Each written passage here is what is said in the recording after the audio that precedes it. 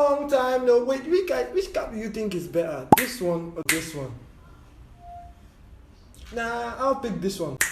Anyway, like getting right into the video. Today we'll be watching Rachel How. Within the span of a year, I doubled my income from this to this. In the process, I went from a full-time product designer to quitting my job as soon as my side income exceeds my paycheck. I'm no smarter than anyone and I'm not earning a US income. So how did all this happen?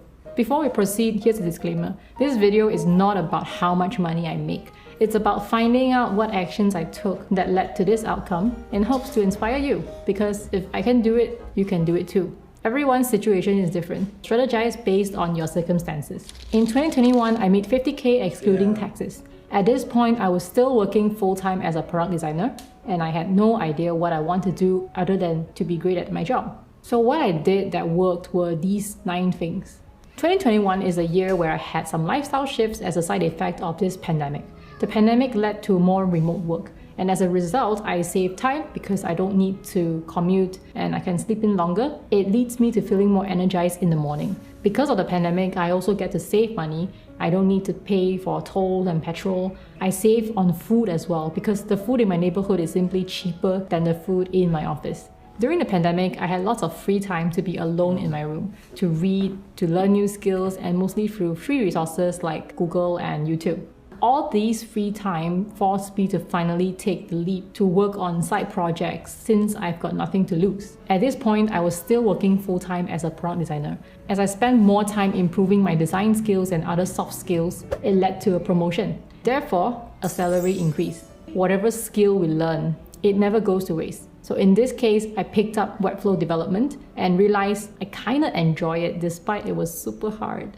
I put my knowledge into action by building my own website as a pet project. It doubled as a portfolio. As my skills got better, I offered my clients more value since I could design and build websites for them using Webflow. Well, now there's also Framer. The bigger the problem we solve, the higher the payoff.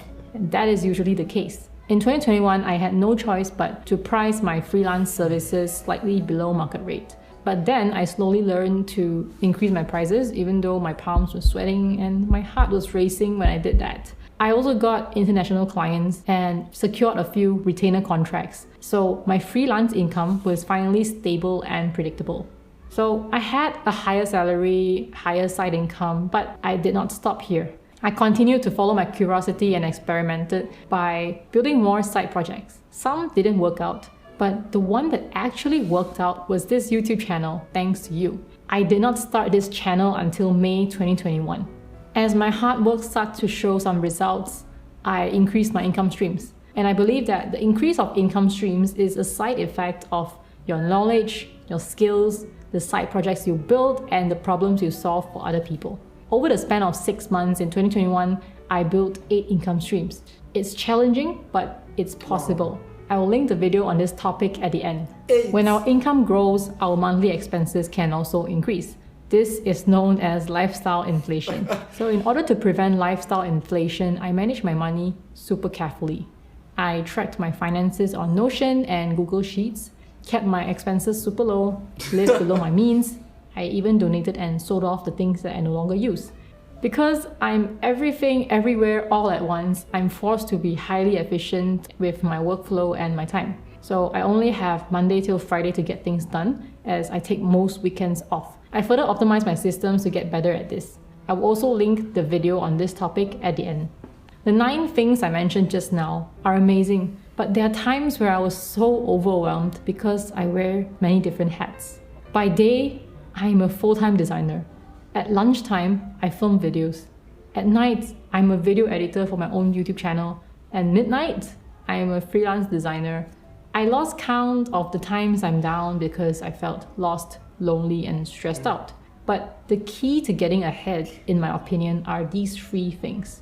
First, we step out of our comfort zone. If I hadn't stepped out of my comfort zone and started the channel, I wouldn't be here. Imposter syndrome is like that annoying friend that calls you multiple times a day and won't shut up. Almost everyone experiences it, even the best of us. But I love this quote. If it doesn't challenge you, it doesn't change you. So step out of your comfort zone more. Besides, what's the worst thing that could happen anyway?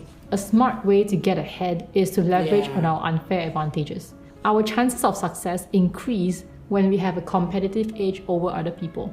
And it would be unfair to not talk about my unfair advantages. For example, my unfair advantages are my former employer allowed me to work remotely. I don't have kids, which gives me more time to work on my things, and I'm fairly good at design, marketing, and writing. If I were to open a brick and mortar business selling ice cream, for example, chances are I'm going to fail because I have zero unfair advantage on that playing field. Everyone has at least one unfair advantage. So do you. I recommend that you list down your unfair advantages. It could be your strength or your circumstances, and use your unfair advantages to get ahead. An important mindset to keep in mind is journey before destination. This is one of Ali Adal's favorite quotes. Brandon Sanderson says, journey before destination. Productivity and success isn't really about doing more things. It's about doing more of what matters to us and choosing, or rather learning, to have fun along the way. Whenever we're busy chasing the next goal, it's important that we also enjoy the journey. If we don't enjoy the journey, chances are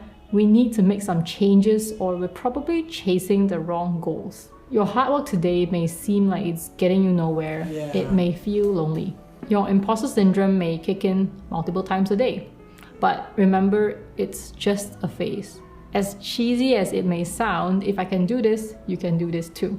As mentioned just now, you can find out how I manage my time with multiple hats that I wear, find out how I built 8 income streams in 6 months. I've also experienced creative burnout, so this video is about how I learned to approach it.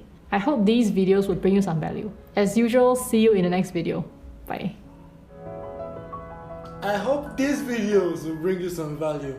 These videos that I'm showing you guys, they should definitely bring you value. Yo, that's the end of this video. See you in the next one.